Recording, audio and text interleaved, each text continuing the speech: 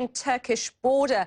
A Russian warplane, a Su-24 warplane, in fact, has been shot down near the border, the Syrian Turkish border. The Turkish military says 2 of its F-16 fighter jets brought down the plane after repeated warnings, 10 warnings apparently in 5 minutes, that it had violated Turkish airspace. Now, the downed plane landed on the Syrian side of the border. Russia says, meanwhile, that both pilots on board managed to eject from the plane before the plane crashed.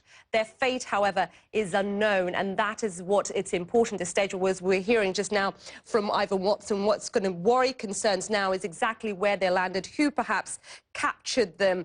Will they be captured by the same people they were shooting down? Many concerns aside. I want to bring analysis in from our Sajjan Gohal, who's a terrorism expert and the International Security Director for the Asia Pacific Foundation. He joins us now via Skype from London. Sajjan, let me get first your perspective on what has unfolded in the last hour or so. What's your take?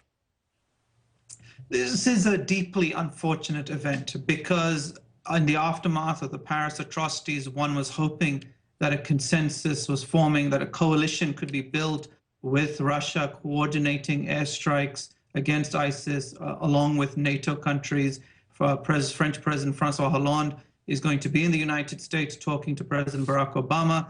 Unfortunately, now all of this is getting derailed, and the focus is going to be on what's happened with the downing of the Russian fighter jet.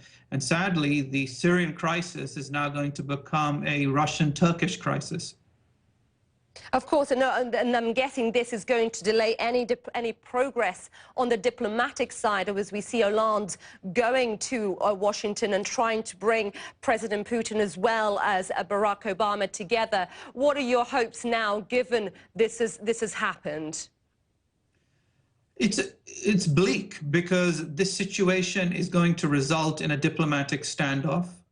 The Turkish President Erdogan in the past has accused Russia of violating Turkish airspace, and he has said that it is effectively an attack on all NATO members. That brings in the United States, France, and Great Britain.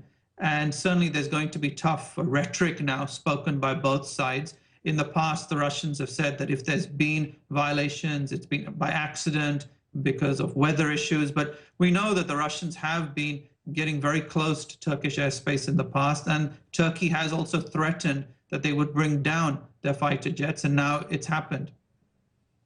Yeah, and Russia on that point, Sajjan, has been criticised for really operating its own narrative, let's say, in Syria. Do you think this is almost inevitable? This was inevitable. We've been concerned about this now for the last 2 months, ever since Russia's airstrikes have begun. They operate, as you mentioned, with a separate strategic narrative, bombing sites in Syria without any real coordination with NATO. There's been a degree of information being exchanged, but it's not been substantial enough. There was a strong belief that in the aftermath of the Paris attacks, that there could be proper cooperation between all the NATO members and Russia, because effectively you're seeing airstrikes being done for the first time since World War II with Russia and the United States and NATO members, not necessarily with the same vision, but certainly against groups like ISIS. And unfortunately, in the aftermath of what's now happened, the only beneficiaries of this are going to be ISIS, because they will be hoping that Russia and the NATO members fall out even further. Absolutely, very good point. And I suspect, Sajjan, that this is the first time a NATO member has shot down a NATO jet. Is that correct? Well, indeed, it is the first time that a NATO member has shot down a Russian jet. And one hopes that it doesn't result in further escalation of tensions, because the other dynamic is the fate of the Russian pilots that had to bail out of the jet. What has happened to them? Who has captured them? One hopes it's going to be the Turkman militias on the ground, who are allies of Turkey. They're ethnically similar to Turkish people. They've received support from Turkey. There's been accusations that the Russians have been bombing some of their camps only last week. But if they have captured the Russians, there could be a resolution to the situation, unlike supposing if they'd fallen into the hands of ISIS, who would have used this for propaganda value. Sajjan Gohal, thank you very much for your analysis. We'll have more on this breaking news story from the Syrian Turkish border. We're also live in Paris with a very